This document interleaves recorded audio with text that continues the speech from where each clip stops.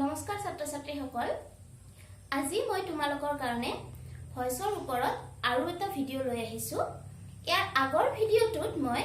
এসাৰ্টিভ সেন্টেন্সৰ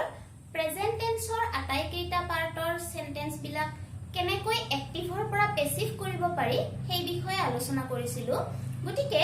আজি past tense আৰু future টেন্সৰ এসাৰ্টিভ সেন্টেন্সৰ বাক্যবিলাক কেনেকৈ এক্টিভ টু পেসিভ কৰিব পাৰি সেই বিষয়ে আলোচনা কৰিম পুনৰ কিছুমান সেন্টেন্সত দুটা অবজেক্ট থাকে সেইবোৰ সেন্টেন্স কেনেদৰে ভয়েস চেঞ্জ কৰিব পাৰি সেই বিষয়ে আলোচনা কৰিম এতিয়া ভিডিওটো আৰম্ভ কৰো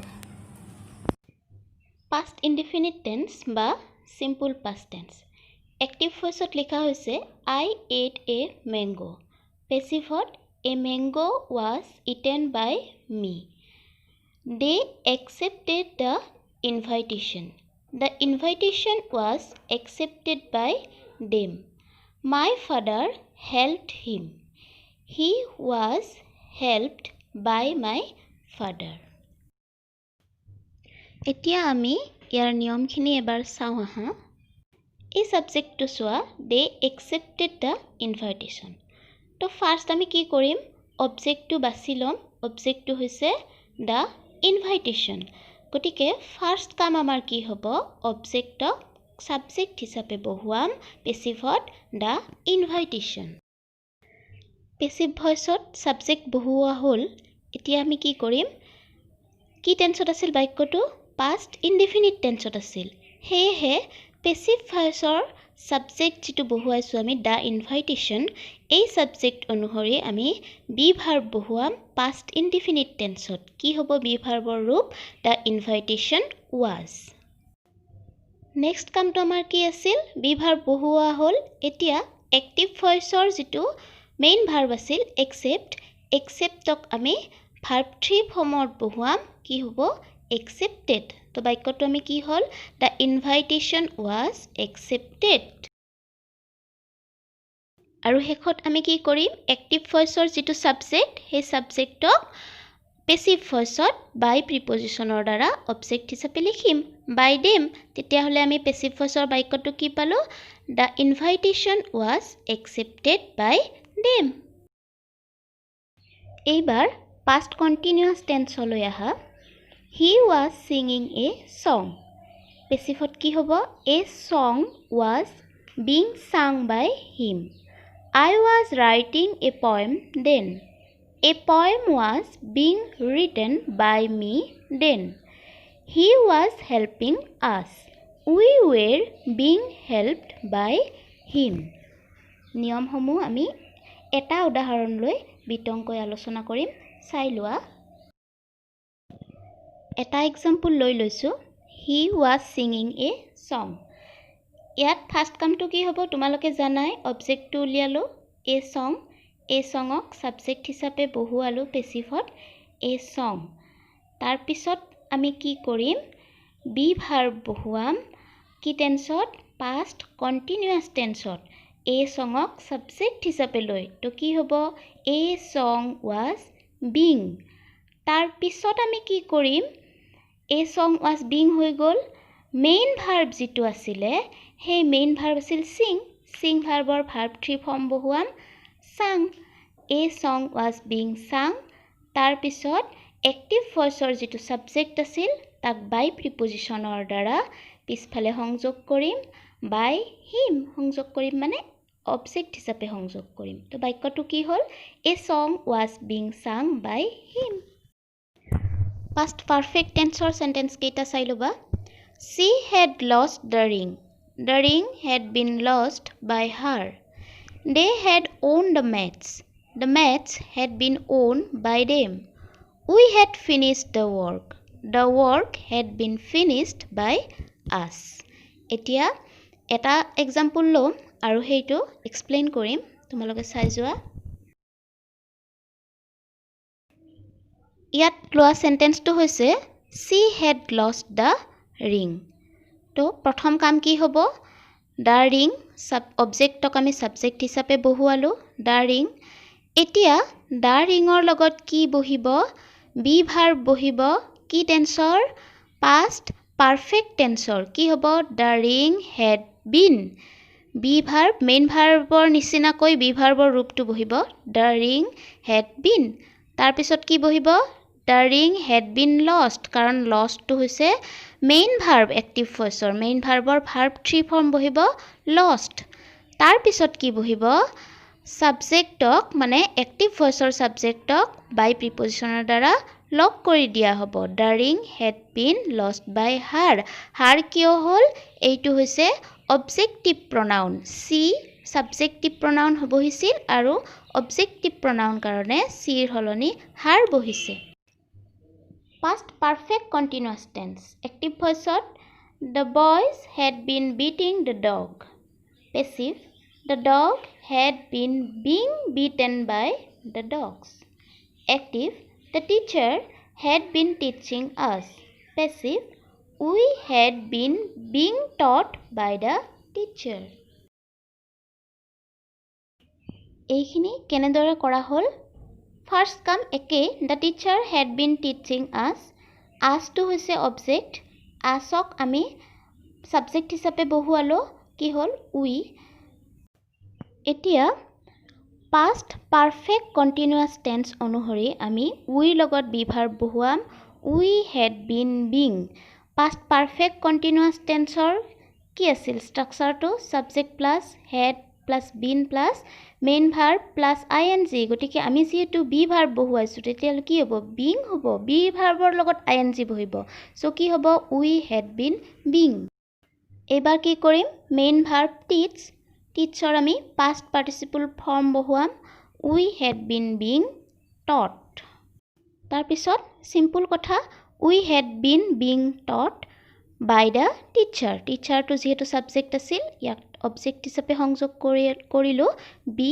by prepositioner দ্বাৰা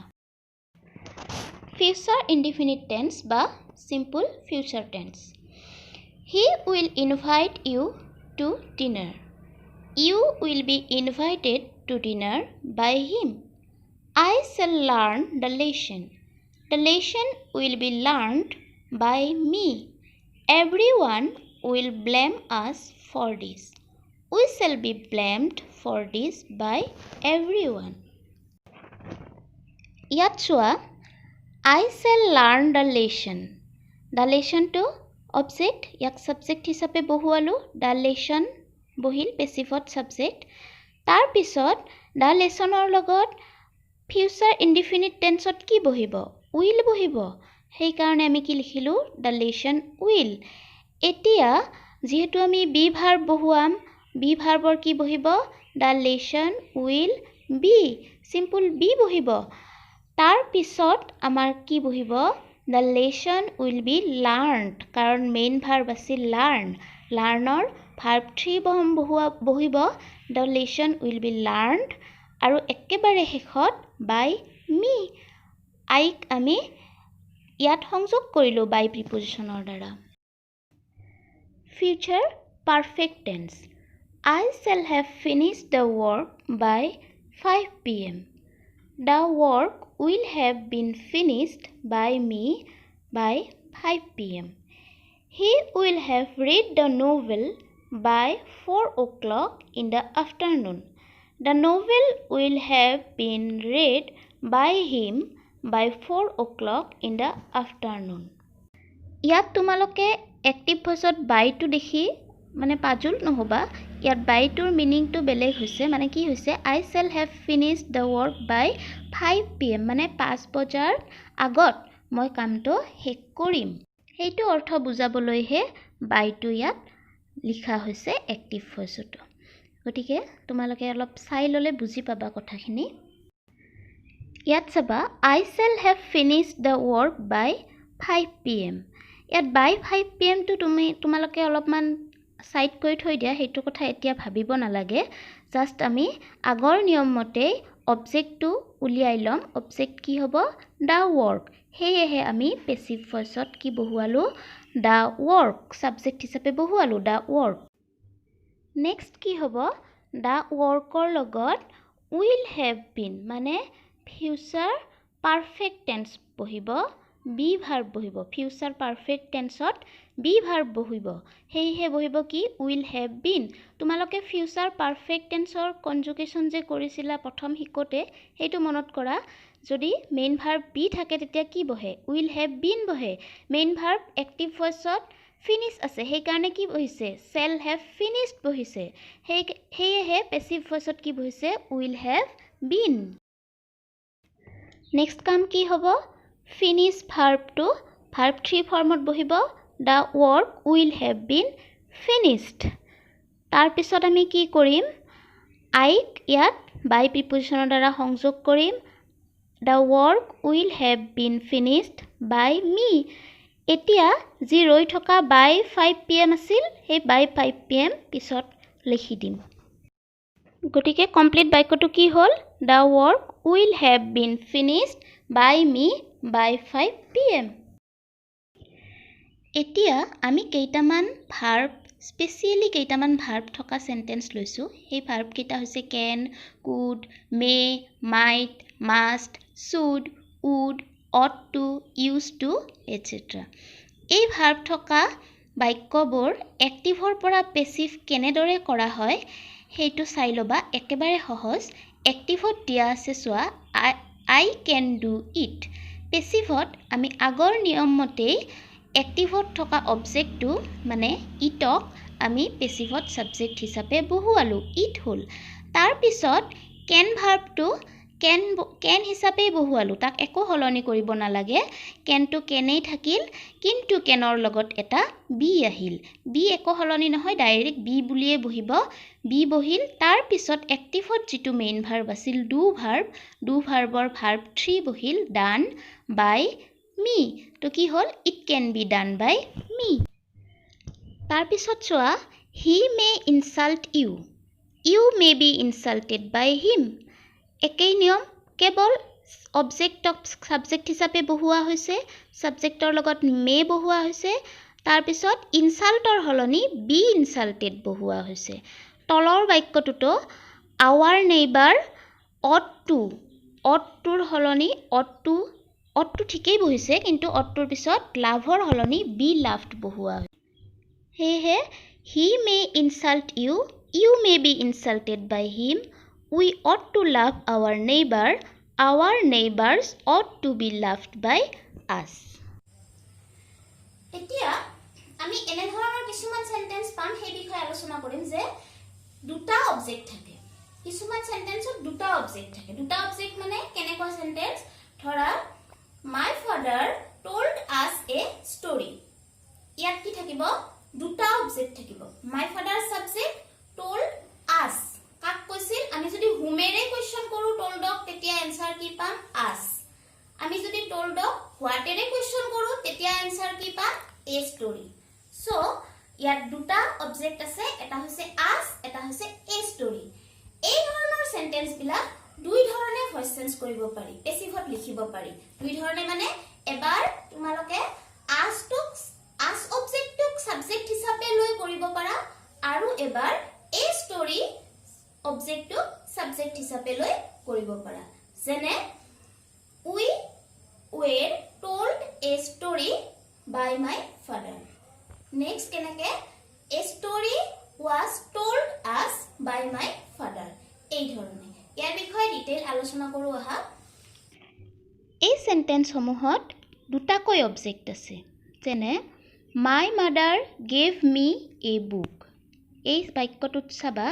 my mother subject gave to verb me to eta object aru a book to eta object hehe ami ei sentence homohok dui dhorone passive koribo paru mane me object ok subject hisabe loi ebar passive koribo parim aru book object ok subject hisabe loi ebar passive koribo parim so passive hot keneke likha hoise a book ok subject হিচাপে লৈ লিখা হৈছে এ book was given কিয় হল বুজি পাইছাই কাৰণ বাক্যটো past indefinite আছে a book was given me by my mother ইয়াত me অবজেক্টটো কিন্তু পেছিভত আকৌ বহুৱাব লাগিব a book was given me by my mother যেতিয়া আমি এটা অবজেক্টক সাবজেক্ট হিচাপে লৈ আহিম যেনেকৈ আমি এ বুকক সাবজেক্ট হিচাপে লিখিলো তেতিয়া কিন্তু মি অবজেক্টটো সেই অবজেক্ট হিচাপে ৰৈ যায় সেয়েহে ইয়াক কোৱা হয় ৰিটেইনড অবজেক্ট সেই অবজেক্ট হিচাপে ৰৈ যোৱা মিটো কিন্তু আমি বাক্যটোত লিখিব লাগিব সেই এনেকৈ লিখা হ'ব a book was given me by my mother next আমি ইয়াক পুনৰ মি অবজেক্টক সাবজেক্ট হিচাপে লৈ পেছিভত লিখিব পাৰোঁ I was given a book by my mother এইবাৰ এই বুকটো অবজেক্ট হিচাপে ৰৈ গ'ল আৰু মি অবজেক্টটো সাবজেক্ট হিচাপে বহিল I was given a book by my mother তাৰ পিছৰ সেন্টেন্সটো ঠিক তেনেদৰে দুবাৰকৈ কৰিব পাৰি mister Sharma teaches us English ইয়াত আসটো এটা অবজেক্ট ইংলিশটো এটা অবজেক্ট এইবাৰ ইংলিশটোক সাবজেক্ট হিচাপে বহুৱাই পেছিভ কৰা হ'ল